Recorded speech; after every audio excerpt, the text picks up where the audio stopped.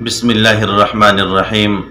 عزتمندو تاسو د دې عالم دا خبرې اورئ، د دې نه پس بیا ستاسو سره څو خبرې. دا زموږ تبلیغ والا ملګري یو خبره کوي، کمزورې خبره د ضعیفه منګړته د پوهې دپاره ویم، د تنقید دپاره نه ویم. چې وایي زموږ سره څوک لاړ شي نو یو مونځ په 100 کروڑه دی، 49 کروڑ. دا یو منګړته خبره ده، دا په نبي علیه السلام دروغ دي. توبه وباسئ، که اوسه پورې د خولې نه راوتي، نن نه بعد توبه وباسئ چې بیا به دا نه وایو. عزتمندو تاسو د دې عالم دا خبرې اورېدلې.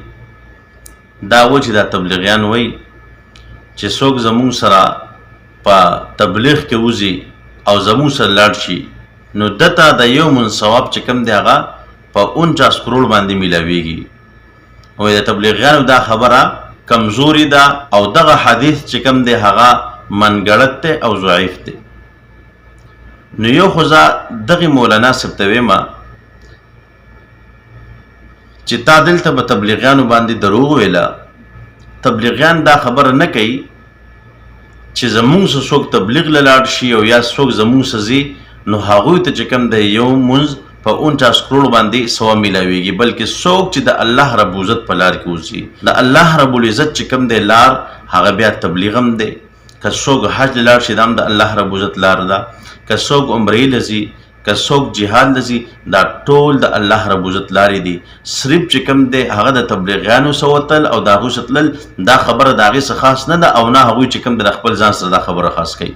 نو دا تبلیغیان په دې لحاظ سره نه کوي، بلکې هغوی د الله رب العزت لار یادوي. نو په دې کې دا ټول راځي. دویم نمبر خبره دا ده، ته وایې دا حدیث ضعیف دی او بیا وایې دا منګړت دی. یا ورته ضعیف وایه یا ورته منګړت یعنی موضوعي وایه، ځکه یو حدیث به یا ضعیف یا به موضوعي وي. لکه دا خو نشي کېدی چې یو حدیث هغه ضعیف دی چې هغه موضوعي هم شو. نه، موضوعي ځان نه وي او ضعیف ځان نه وي. نو ته ورته ضعیف هم یې بیا ورته منګړت هم یې، نو داسې نه ده. خو یو خدا خبره زده که چې د فضایلو په باب کې هغه په اتفاق د علماو سره ضعیف احادیث چې کوم دی هغه قابل قبول دي.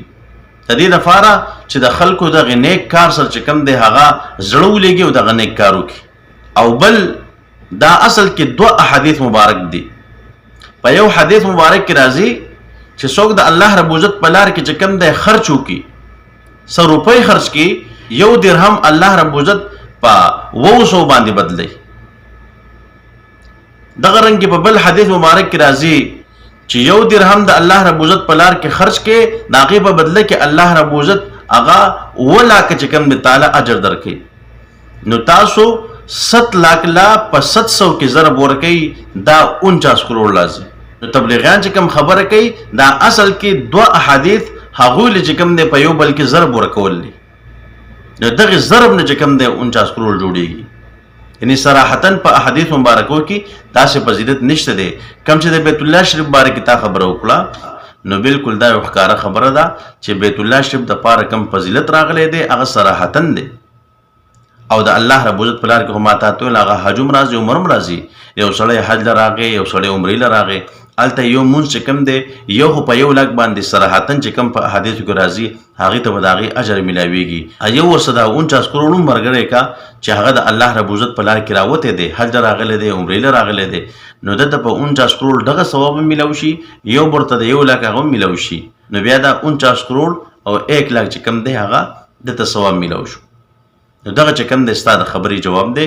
د تبلیغیانو چې کوم دی دغه مقصد نه دی. او زه هم تبلیغیانو روم ته ویمه چې کله تاسو چاته دغه فضیلتونه بیانوئ نو لږ خیر دی وضاحت کوئ د دې لپاره چې څوک به تاسو باندې دغه اعتراضونه نه کوي او بیا په تاسو باندې چې کوم دی خوله نه کولا وهي. نو دا هو د دغې مولانا صاحب د دغې خبرې جواب او د هغې چې کوم دی وضاحت. دا 2 احادیث دی، یو کې چې کوم دی 700 ثواب راغلی دی، په بل کې چې کوم دی 2 لاکھه. دغه 7 لاکھ چې په 700 کې ضرب ورکړي نو دغه 49 کروڑ راځي. او کم چې د بیت الله شریف دپاره 1 لاکھ هغه راغلی دی نو هغه صراحتاً راغلی، په هغې کې ضربونه نشته دی. نو الله رب العزت موږ د نیک عمل توفیق راکړي او الله رب العزت موږ د خپل نافرمایۍ نه وساتي. وما علینا الا البلاغ.